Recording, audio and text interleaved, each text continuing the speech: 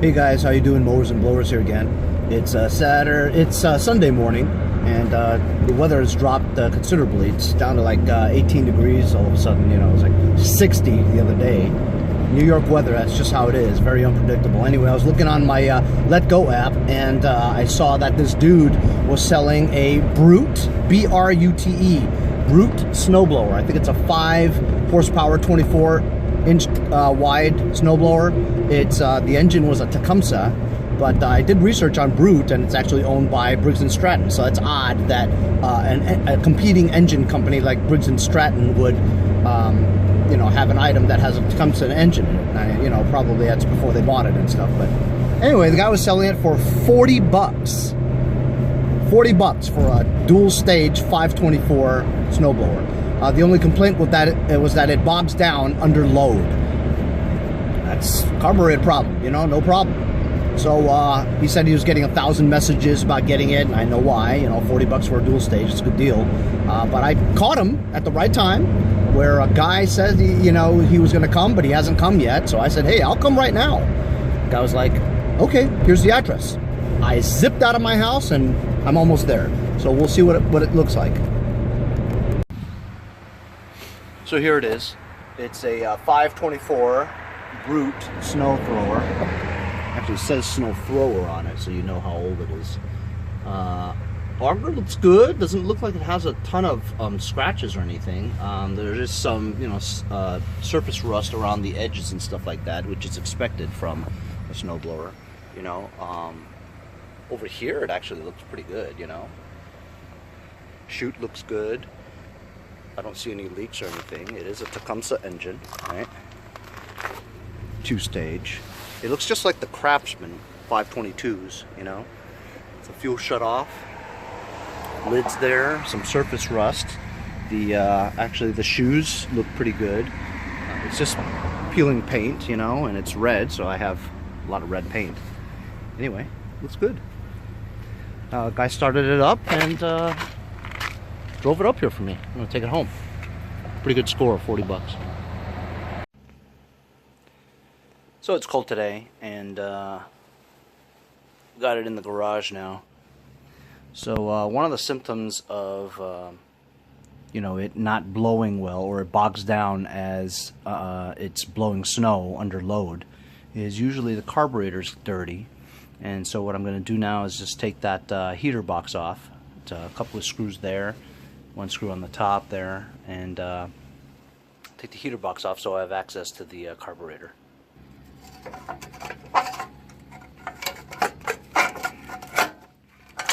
Oh, you got to take this off too. Duh. So you just put the box to the side, and now you have access to the carburetor. The easiest way to do it is to just remove these two Phillips screws from the intake manifold. That's the easiest way to do it, but sometimes it's so tight on there you don't want to strip the screws, and you have to go through the trouble of taking those screws out, which is a pain in the butt. Next, you want to clamp off the fuel line.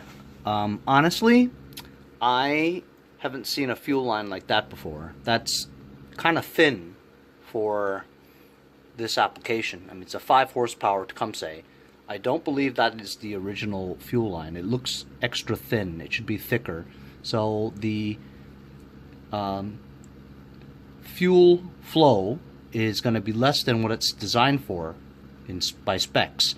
So maybe the lack of the amount of fuel it's designed for is the reason why it doesn't throw snow well, or it bogs down under load. So we'll find out after I take a look at the condition of the carburetor, though. Clamped off the fuel. Remove the bowl nut. And honestly, it's pretty clean. This bottom hole is pretty clean. Top hole, I have to poke something in there, see. I just blew out that nut. Honestly, this carburetor is very clean. I have a feeling that the problem is either the governor linkage or the fuel line, because that's pretty clean. So I just replaced the fuel line. There's a brand new hose here, and I also added a fuel filter. So This thing's getting an upgrade. Hopefully this was what it was. You know, it's the diameter of the fuel line wasn't the correct one. So I'm going to put the carburetor, which is now extra clean. It was clean before, but now it's extra clean. Put it back on and attach that fuel line on there. And if that works all right, then I'm going to grind the paint off, the chipping paint off of the rusted areas, and paint it with a little rustoleum sunrise red enamel.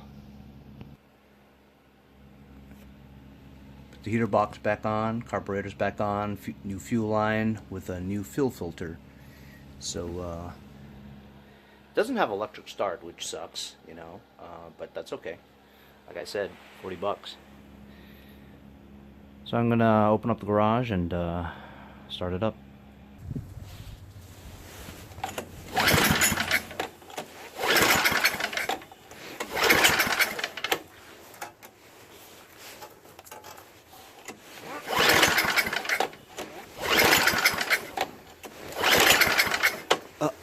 Duh.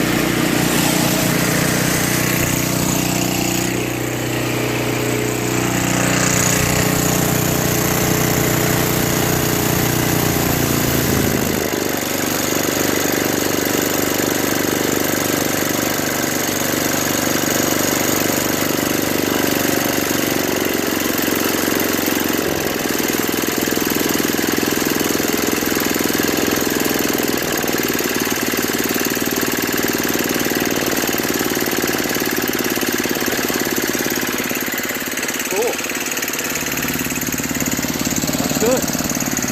Now I'm gonna give it a little bit of a paint job.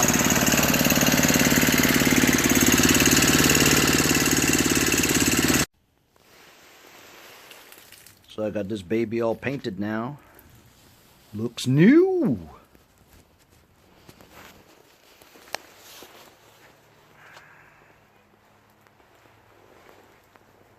How's that look, guys? Doesn't that look nice?